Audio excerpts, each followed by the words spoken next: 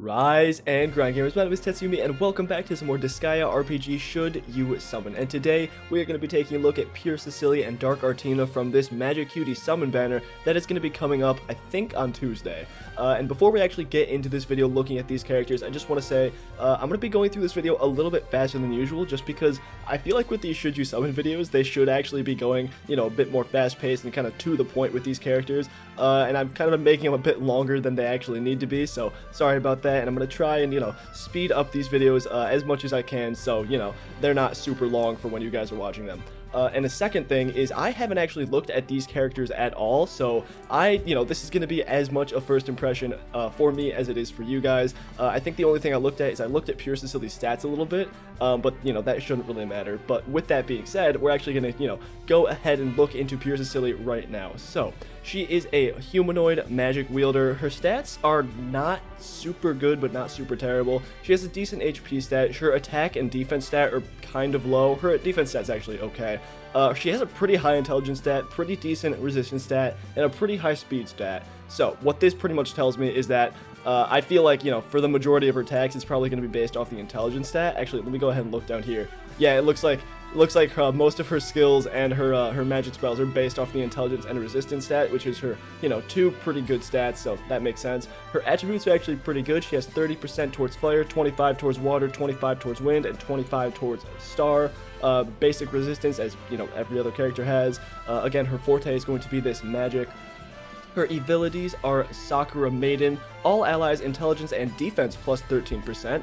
Her NE ability is Pure Arts, Staff, Magic, Monster, Weapon Wielding allies, that is very specific, deals intelligence-oriented normal attacks, or resistance-oriented for defenders. Wow, this is something I've actually never seen before. So, usually when you have, a skill or like an ability, it's something that will affect like a skill, right? So, maybe it'll be staff, magic, monster, skills will deal more damage, but this is just normal attacks. So if you have a staff or a magic, monster, weapon wielding ally, which is pretty much if you have, staff, which, oh, is this staff and it's not a magic? Okay, I guess this is staff over here. So if you have staff or magic, which is this, and you put a weapon wielding, you put a weapon on them, which is like a gear, then they'll deal more damage in their normal attacks. Well, they'll deal intelligence-based damage, so pretty much the higher intelligence stat they have, the more damage they actually deal with their normal attacks. That is really cool. I've never seen that before, but yeah, I can see that actually being really effective.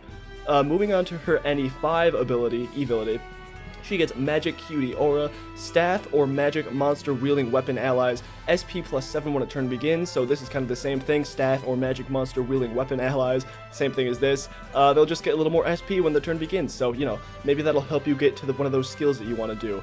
And NE plus 7, she gets this Pure Power, Staff, Magic Monster Weapon Wielding Allies, damage dealt by skills plus 13%.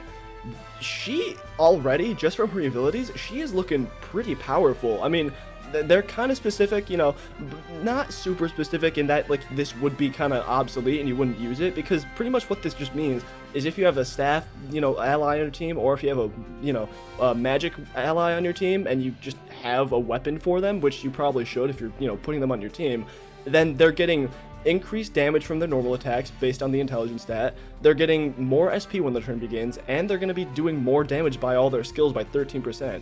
Oh, on top of that, they're getting intelligence and defense plus 13%. I completely forgot that even if their intelligence stat isn't super high, they're getting an intelligence boost by her main ability. So she's looking already pretty powerful. That's really good so far. Moving on to her skills, at level 1 she gets this Angelic Hit, E/E plus 20 to 5 SP. Based on the intelligence stat, it's just an attack, and then she gives herself an intelligence boost. So the next time she does this attack, it's going to be a little bit stronger, because obviously this attack, again, is based off her intelligence stat.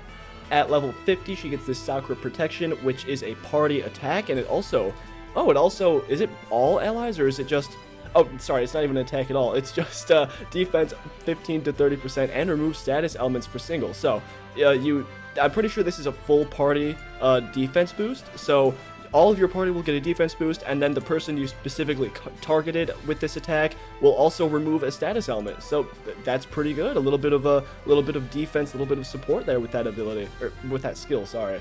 At level 200, she gets this Nether Parade, which is an AoE attack, and then it also boosts her speed by 5%, again based off the intelligence stat. Then at any +3, she gets Magical Innocence, which is a it's just a boost for her intelligence, 30% boost to her intelligence for 70 to 65 SP. Moving on to her magic spells, at Mastery 4, she gets Heal, which is a lesser healing to, anyone on your team based off the resistance stat. Level 9, she gets Magic Boost, which boosts an ally's intelligence by 20 to 35%. Level 15, just better healing. Level 22, she gets, more intelligence boost to an ally. Then at 30, she gets even better healing. And then all her nether enhancements, they're like normal, nothing crazy with those. So, this character looks to me actually really, really good. I'm gonna go ahead and put her, in the tier list later on, but, just base impressions of her, she is already looking pretty strong. I mean, she had all her abilities kind of work together, which is great.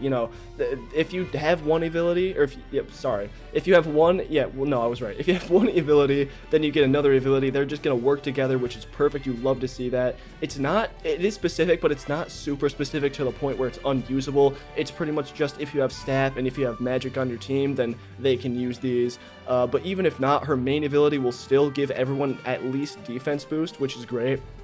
All her, her skills are pretty good. She's doing some attacks, she's doing some healing. It is mostly attacks, although, there are exceptions with this, like, Nether Parade, where it's an AoE attack and then she gives herself speed, or it's like, this attack and then she gives herself intelligence. And then, most of her magic spells are, I would say, largely for support. But all in all, she's pretty good. She is definitely not going to be a main damage dealer, just judging by her attack stat. It is very low with 28. But she is going to be really good for support, I feel like. And definitely she's going to be helping out your team if it's largely spear or magic.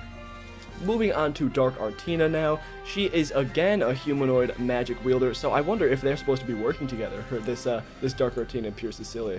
Maybe. But anyway, her stats are looking actually a little bit better. So she has less HP, a bit more attack, not great defense. Again, her intelligence and resistance are pretty high, and her speed is also pretty high.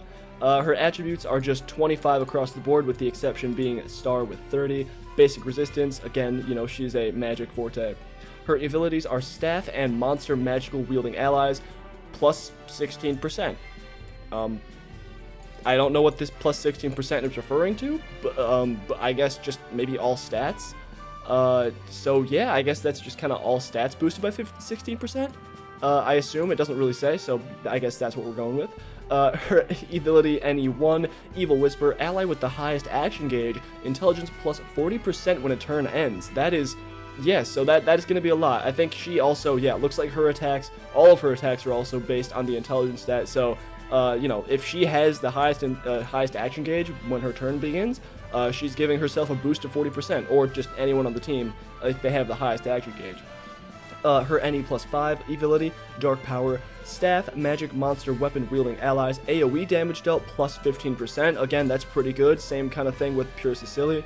Then at NE7, she gets this Dark Collect, all allies intelligence plus 16% when a battle begins for 3 turns. That's, again, pretty good. All of this stuff, I feel like it is a bit made to work with Pure Sicily because, just the intelligence stat, kind of, both these characters work with the intelligence stat more than, the attack stat or anything else. So I feel like maybe they are made to be working with I can't speak. Maybe they are made to be working with each other, but, even if not, some of this stuff is pretty good. Like, I assumed, base 16% stat increase across the board, ally with the highest action gauge, intelligence increase, that could be helpful depending on the character. AoE damage dealt plus 15% if you have a staff or a magic. So it's all, it's all looking pretty good so far. Moving on to her skills, we get Magic Lightning. This is just a basic AoE attack based on the intelligence stat. All of these are going to be based on the intelligence stat. But this is just a basic AoE attack, pretty good for her first skill.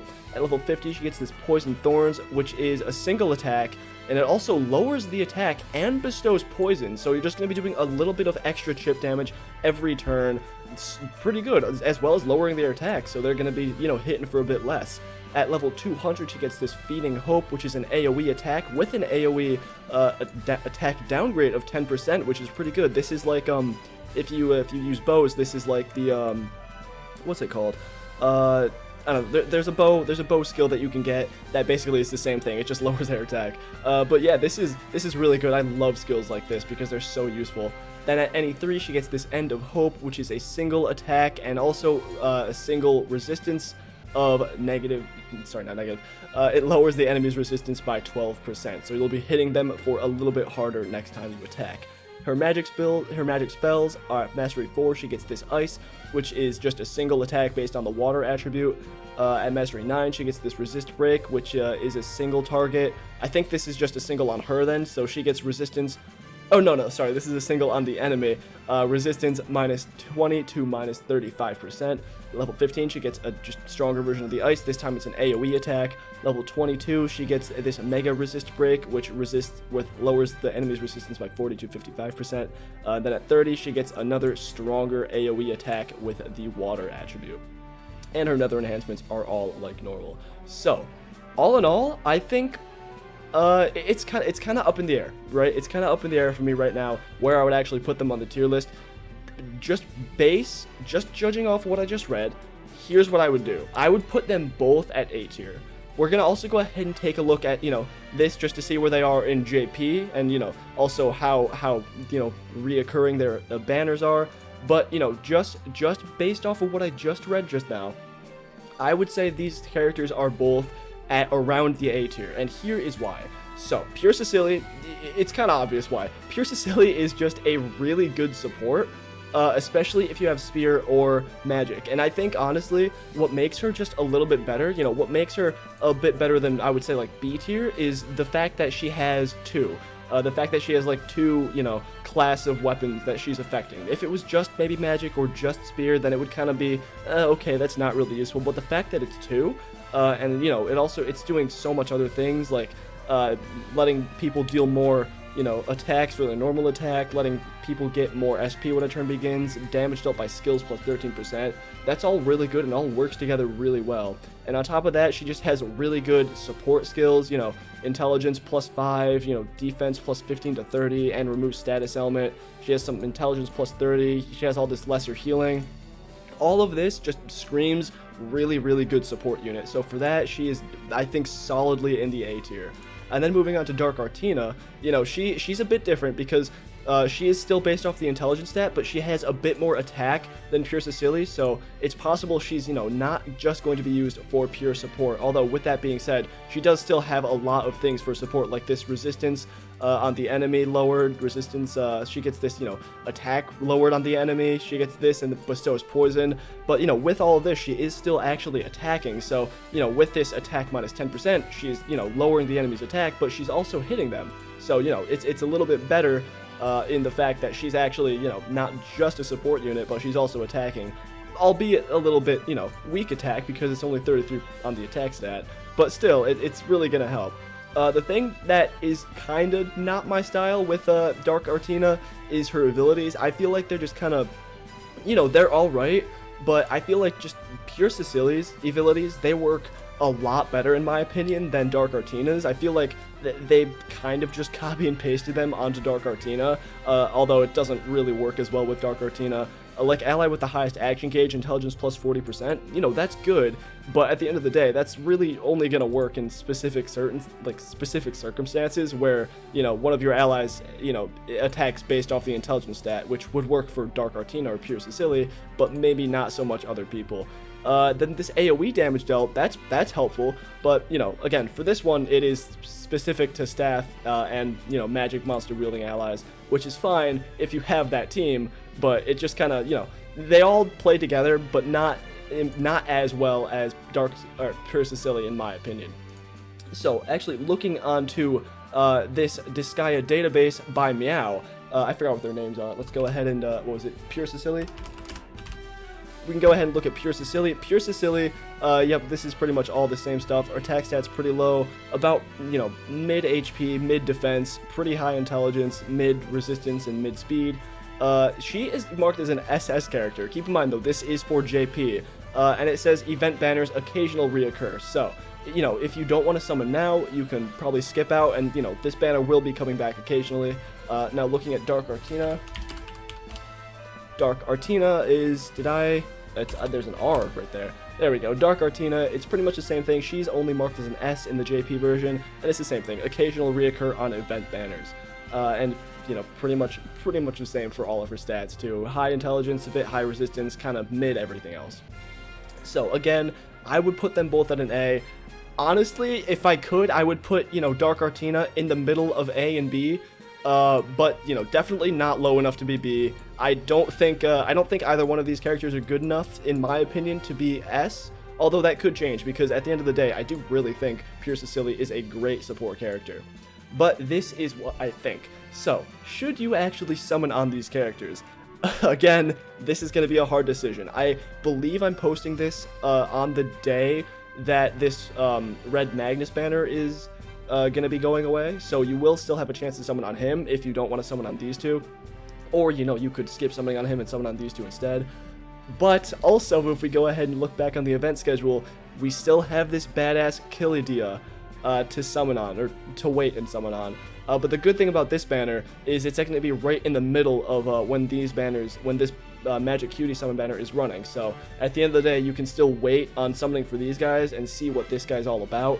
Then you can choose after that. So that is what I would recommend doing. Again, if you just really want like a support unit and maybe you have a team that's largely staff or largely magic, then I would say probably go for it. I would say, you know, that Pure Sicily or even Dark Artina, they could definitely 100% help your team out a lot, because I think they are just two pretty solid units in all honesty.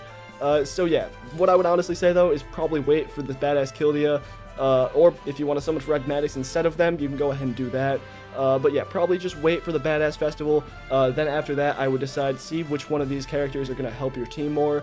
And yeah, just go from there. But anyway, guys, that is going to be it. Hope you liked the video. It looks like it was a little bit faster than my other videos, but not by much. So sorry about that. You know, I'll try and keep working on it.